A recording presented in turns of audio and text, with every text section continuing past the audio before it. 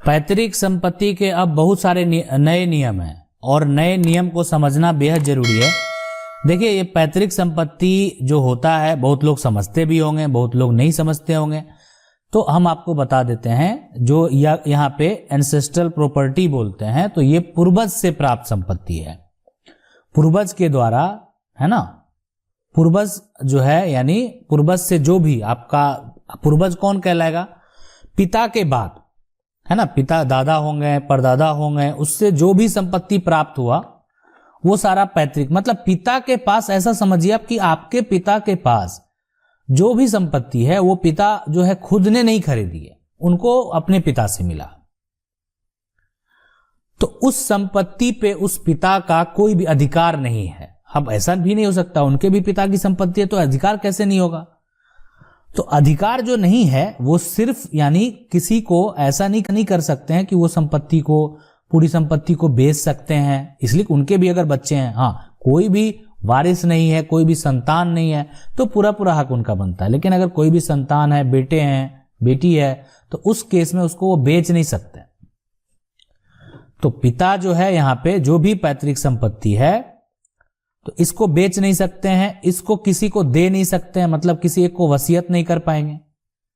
तो यहाँ पे पिता क्या होते हैं वो हम आपको बता दिए। पिता एक यहाँ पे भी शेयर उनको भी मिलता है कि अगर एक पिता है ना, और एक बेटा है तो संपत्ति 2 हिस्से में बढ़ जाएगा।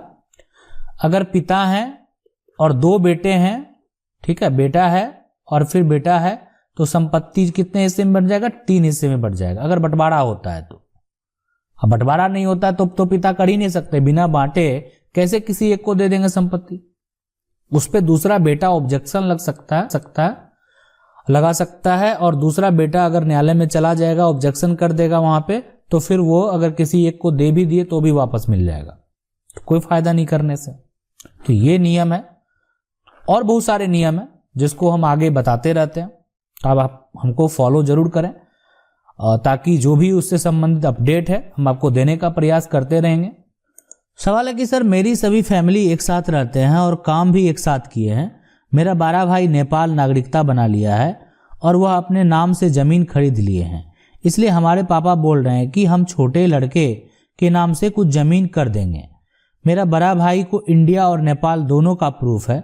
मेरा बड़ा भाई बोल रहा है कि हमें नेपाल में जो जमीन खरीदी है उसमें छोटा भाई को नहीं देंगे और बोल रहे हैं कि इंडिया में भी हिस्सा लेंगे। प्लीज कोई उपाय बताएं। साथ में बड़े भाई के साथ उनके बिजनेस में जब खोले तो आज तक काम किए हैं। देखिए, सबसे पहले अगर अभी तक आपका कोई भी बंटवारा नहीं हुआ है और यहाँ पे तो रही बात जो हमारा इंडिया का कानून कहता है, ठीक है, जो हमारा इंडिया का, देखिए वहां पे और नेपाल और इंडिया, तो हमारा जो भारत का कानून है वहां भी हिस्सा का नियम वही है, लेकिन हमारा जो भारत का कानून कहता है उसमें जो बड़ा भाई है उसको तो शेयर मिलेगा ही बराबर में।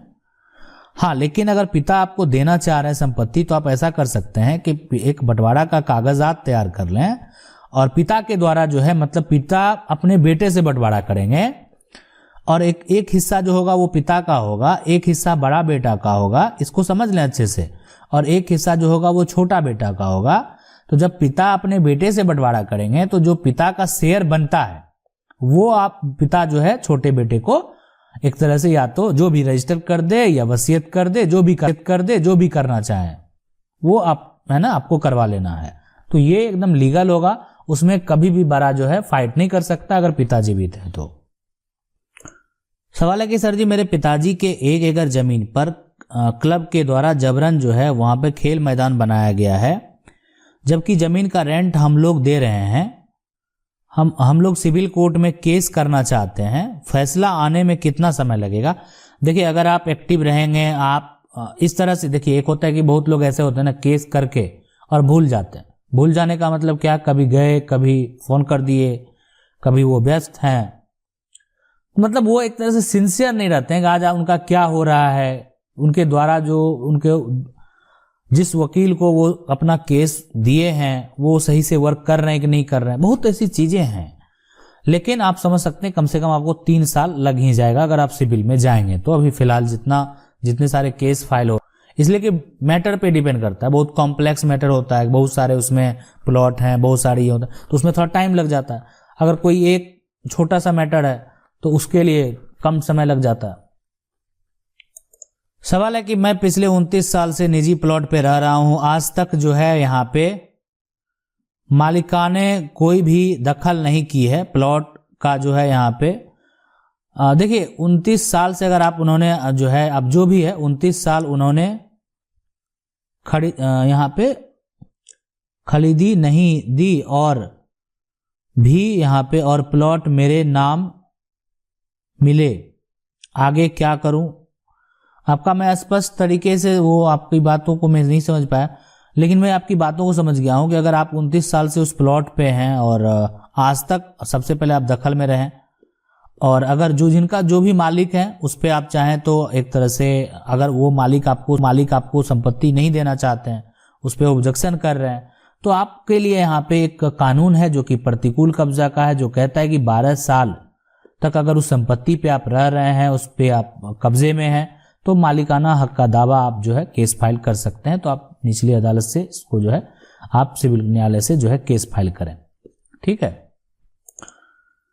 सवाल है कि please reply me, it is very important matter. Sir, मेरी एक जमीन है जिस पे घर बना हुआ है, जो मुझे यहाँ पे मौखिक बदलेन में 1999 में दिया था, और अगला पार्टी जमीन पर घर बना चुका है, लेकिन उस टाइम मुझे, ठीक है, अब जो भी है डिटेल से शायद नहीं आया है, लेकिन देखिए अगर आपका बदलेन है और वो अभी आपका वर्तमान में कब्जा है और बदलेन का कोई भी कागज नहीं है, ठीक है, तो कब्जा के हिसाब से अगर वो ऑब्जेक्शन कर रहा है तुरंत कोर्ट जाइए और उस पर केस फाइल कर दीजिए। और वर्तमान में पोजीशन मायने रखता है, इस बात को आप समझिए। आपका कोई भी अगर बदलेन का कागज है वो आप सबूत तौर पे दिखा सकते हैं, इसलिए कि आप ही फिलहाल आपको ये समझ लीजिए कि अभी अगर आप दखल में हैं, कोई होता है कि चलो कब्जा कर लिया तो फिर दिक्कत हो जाएगा। अगर आप उसके दखल में हैं, आप उस पे घर बना के रह रहे हैं, तो आप वहां पे न्यायालय में अगर डिग्री आपके फेवर में हो जाती है तो उस केस में आप समझ सकते हैं कि आपको फिर आगे चल के कभी कोई दिक्कत नहीं होगा। ठीक है। अगर मान लेते हैं कि कुछ भी करना चाह रहा है तो सवाल है कि दादा परदादा के जमीन बिना कानूनी बंटवारे किए बगैर उस पर मकान बना गैर कानूनी है। देखिए दादा परदादा का जो जमीन है ना, बिना कानूनी बंटवारे किए अगर आप करते हैं तो क्या होता है कि भविष्य में जो है वहां पे, तो यहाँ पे सबसे बड़ा दिक्कत यही है, अगर बिना बंटवारा का कोई काम होता है तो ये सबसे बड़ा दिक्कत है यहाँ पे। सवाल है कि सर खतियान में रैयती का नाम में बड़े भाई का नाम है और अंश में मेरे बाबा के नाम है, हिस्सेदारी बराबर होगा क्या? देखिए खतियान जो है, सबसे पहली बात यहाँ को आप समझ लीजिए, खतियान जो भी है, खतियान यहाँ पे पहले बनाया गया जो कि अंग्रेज के द्वारा बनाया गया, दोबारा राज्य सरकार के द्वारा अपना खतियान बना लिया गया। वो अपना अंग्रेज का दस्तावेज था, उसको अपना जो भी है, बहुत लोगों ने जमीन खरीद बिक्री किया था, उसका सही तरीके से कोई कागज नहीं था, मतलब सही तरीके से अब ऐसा था रखने का कोई ऐसा सिस्टम था नहीं ढंग के, उसको सर्वे करा दिया गया और सर्वे करा के जिसके नाम से उसको खतियान बना के दे दिया गया। उसमें गड़बड़ी बहुत लोगों का हुआ, और उस जो पुराना कागजात है, जो पुराना खतियान है, उसके अकॉर्डिंग उसका काफी वैल्यू है, लेकिन न्यायालय में सिर्फ अगर आप किसी अधिकारी के पास जाएंगे तो उस पुराने खतियान का वहां पे कोई वैल्यू नहीं है, वो अधिकारी के द्वारा सिर्फ जो उसको रद्दी बताया जाएगा। लेकिन न्यायालय में उसका जो आपका नया खतियान है उससे ज्यादा वैल्यूएशन उसका है, इसलिए कि वो नया जो बना है वो पुराने को आधार मान के ही बना है। तो अगर आपका खतियान है और रैयती का नाम में बड़े भाई का नाम है, ठीक है, और अंश में जो है एक तरह से उन छोटे भाई का नाम है या बाबा का नाम, जिनका भी नाम, बड़े भाई का अगर नाम है तो छोटे को हक मिलेगा, कोई नहीं रोक सकता है, छोटे को पूरा हक मिलेगा। कोई भी जमीन अगर मान लेते हैं कंबाइन में है, फैमिली का कोई बंटवारा नहीं हुआ है, बड़ा भाई अपने नाम से अगर रजिस्ट्री भी करा ले, ये तो खतियान है, रजिस्ट्री भी करा ले तो भी कानूनी तरीके से बड़े भाई का जो प्रॉपर्टी है उसमें शेयर लिया जा सकता है रजिस्ट्री कराने के बावजूद। ये बात आप समझिए।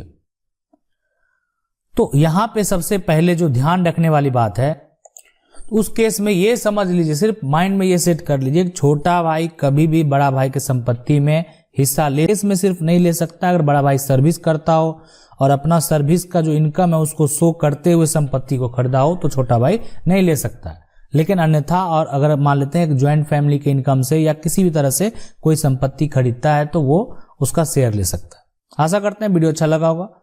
वीडियो अच्छा लगा वीडियो को लाइक जरूर कर दें। चैनल को पहली बार देख रहे हैं सब्सक्राइब करके जो बेल आइकन है उसको जरूर दबा लीजिए।